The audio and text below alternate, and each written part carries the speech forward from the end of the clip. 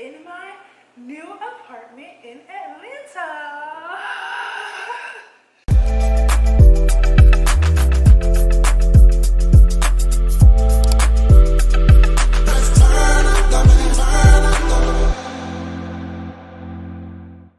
Hey guys, it's Erika and I'm back again with another video.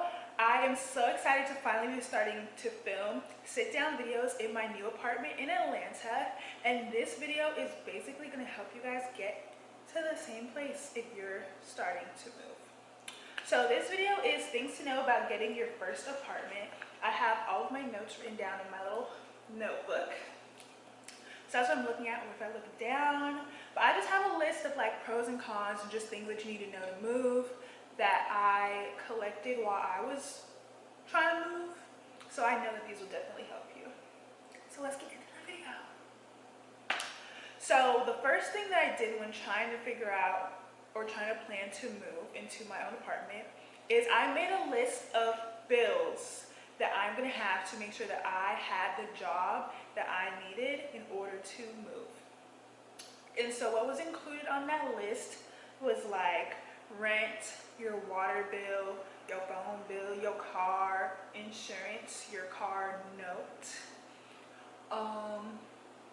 and literally anything that you're gonna have to pay. If you don't have a washer and dryer, how much it's gonna cost you to have a washer and dryer, any single bill that is billed to you monthly. I wrote it all down on a list, wrote down how much it equal to, subtracted it from my check to make sure I have enough money. And the first time I did that, I didn't have enough money because I had a previous job. And so when I got a new job, I still did the list. Because let me tell you, before I moved, I made that list of bills about 10 times. Because I was like, I know I'm bad at math. So I had to make sure, because I was not going to be here being embarrassed because I did not have enough money to pay my rent. Or to pay anything, honestly. Another thing that you want to do to get your first apartment is I use Smart City ATL, but there's also ProMove. These are both free apartment locators that are available in Atlanta, but also I know that they're available in other states and cities. So the benefit of me using these apartment locators, even though when you go on the website they show like $3,000 rent apartments, they help you find any apartment in your budget. And so I told them my budget max was $1,500, and they sent me a list of all the apartments in Georgia in the areas that I chose that were $1,500 and under.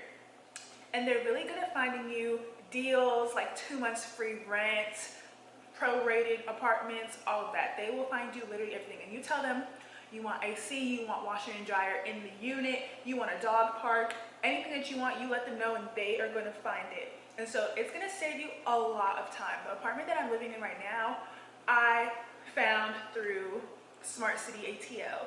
They found it for me, and they will also sometimes tour the places for you if you're not there. Like I wasn't here, so she offered to tour the place for me. Another thing that you need to do are read all of the reviews and ratings. My apartment, I knew that I don't want to live anywhere with like under 3.5 stars. And that was the lowest, because you might say I'm a little bougie. I don't care. I don't want bugs in the apartment. I don't want too much noise. I don't want burglary. I don't want problems with the leasing office. I don't want nothing. I do not like to deal with problems if I'm paying. And so I read every single review. If there's one bad review, that bad review needs to be from like 4 years ago, because it will just turn me off from the whole apartment. So read every single one. I go to apartmentratings.com. I go on Google and see what is rated on Google. Everything. Another thing that you need to look for when you're finding your new apartment is, although when you live in the city it is more expensive, sometimes you want to consider that when you're living far away from the city, how much time and money it's going to take you to get to the city. Because a lot of the things that you're going to want to do, like go out, go to the events, go to anything, go to your friend's house, is going to be in the city or close to in the city. And so if you're taking Ubers all the time, that might add up to basically how much you would pay if you live down the street. If you're, all those things. gas to come here every single day. So that is another reason why I chose to live closer to downtown and in the city rather than in like the suburbs and Sandy Springs and stuff, because I knew all the stuff that I wanted to do were closer to downtown. Another thing that you might want to ask to do is to prorate your apartment. So sometimes they might be like, oh, we could give you 3 months off. Instead of taking 3 months of free rent, take that money and discount it from the 12 months. Instead of taking the 3 months up front, ask them to take the money off of each month. So instead of, if you're paying like $2,000 in rent and you get 3 months, that's $6,000. Instead of saving those $6,000, or keep saving that $6,000 and just apply it to the rent that's coming up. So then instead of when the 3 months are over, you're back to paying $2,000 rent, you would only be paying like $1,500. I'm not doing the math. So we're gonna say instead of paying $2,000 for the rest of the months, you pay $1,500 every single month, and that would help you in the long run. Another thing I would say to do is watch all the vlogs, because it really helps you, and helps you figure out like the kind of people, the kind of town, the traffic, the vibe, if people really like it there. I watched every single vlog available, every single video available. I subscribe to other people. I watch them on Instagram, on their stories, to be like, what are they doing? What are they doing? What are they doing? See what housing they do not like. All of that. I watch all of the videos to prepare myself. And plus sometimes they give you gems on like, oh, if this apartment says this, then do this. Or if you live over here, go to this place. Yeah. When you're applying to apartments, so for some of the apartments that I had applied to, you had to be making a certain amount of money, like 3 times or 1.5 times the rent. But I'm also in grad school, but they don't naturally include that on the application. So sometimes you have to call and be like, even if I don't make 3 times the rent, I have this extra financial aid from school. Can you take it into consideration when going through my application? More times than not, they're going to tell you that they will take it into consideration, and they will have you email them your financial aid from school so that they can add it to your salary from work. And that's what I did for my apartment. And then, because they're like, oh, it's just financial aid, you might have to put down a deposit. Other people, they put like 3 months of deposit. That's what I prepared for. Like moving in, you might have to do like a month of rent as a deposit, but I ended up only having to put down $200. And that's like nothing. So yeah, that would be my next tip, to still apply even if you don't make 3 times the money. Still apply. Don't pay, but like call and be like, ask all the questions first. You do need credit to move. I have good credit. I would suggest getting a secured credit card, either Discover. Discover also has a student card, so you can get the student credit card for Discover, and Capital One. I also have the Capital One secured card, and I also have a Best Buy card because I buy a lot of equipment and stuff for YouTube. So that's how I build my credit, is with those 3 cards. You don't need 3 cards to build your credit though. You can start with 1 card and it will build your credit over time.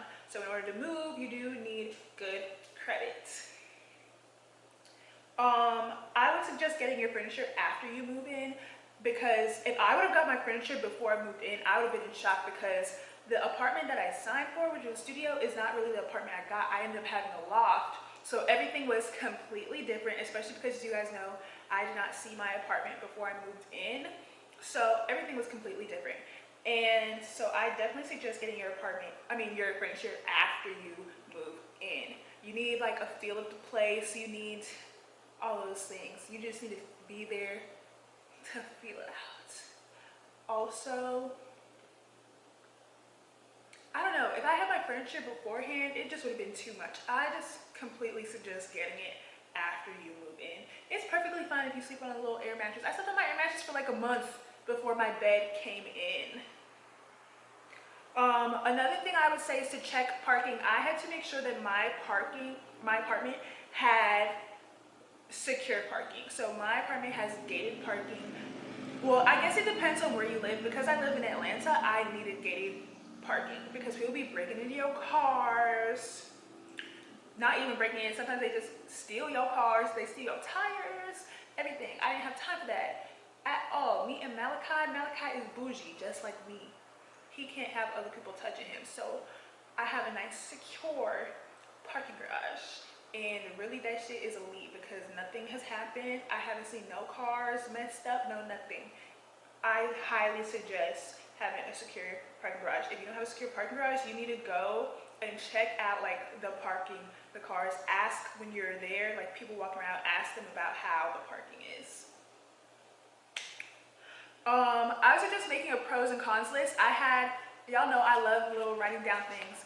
I have a pros and cons list for everything, for the city, for my apartment, for if I should move or if I shouldn't move. You need to make pros and cons list for everything. Why you like this apartment over this apartment, everything. It will definitely help you out because sometimes you can get lost in the excitement. You're like, yes, I need to move because all my friends are moving, But sometimes there's more cons to moving at that time than there are pros. And you only want to move when there's more pros. I suggest writing everything out. Again, every single thing. The leasing office, the manager's name, where you plan on eating, where you plan on working, how much money you're gonna make in a year, how much money you need to make in a year, where everything. Write everything out. You need to see it in your face so that you can make sure everything is gonna go to plan. Another thing to help you move into your first apartment is that apartments tend to be cheaper in the fall. I moved in August, which is the summer, but I ended up just getting lucky because my apartment randomly had this deal in this apartment. I don't know how I found it. It just was the Lord's work. We don't question the Lord, amen. But for other apartments, it is definitely cheaper to move in the fall because most leases are over in July, August. So that's when people are moving, so they make the prices higher. In the fall, less people are moving because school has already started. People have already found out where they're living. Less leases are over. It's cold. It's just normally cheaper in the fall. So if it was up to me, I would tell you guys to move kind of like end of August, September, October area. Also,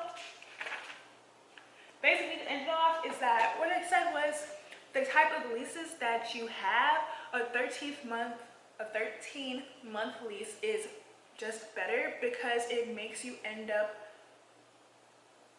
ending the lease not in the high times. So by the time your lease is over, you're not trying to look for a house while the rent is high. You end up looking for a new house in the September, October areas when the rent is low. So and usually when you sign a 13-month lease, you end up paying less money than the 12-month lease. Excuse me, what a way to end the video. So those are my tips and tricks to how I ended up getting my first apartment and how I hope to have helped you move into your new first apartment soon. It's all God's timing. If you don't believe in God, whatever you believe in the universe, other things, it's all in their timing. The only thing that you could do is the work and the preparation and have the faith that it's going to happen. And as long as you have those things, everything's honestly going to work out for you. And so yeah, if you really enjoyed this video, if you found any tips that you wrote down and you're gonna take with you, please give it a thumbs up and subscribe. If you have a friend who is planning on moving soon, share it with them. Anything like that, save it to your watch later if you plan on moving next year. Anything. I love you guys for watching. Thanks for coming to Atlanta with me, guys. See you later.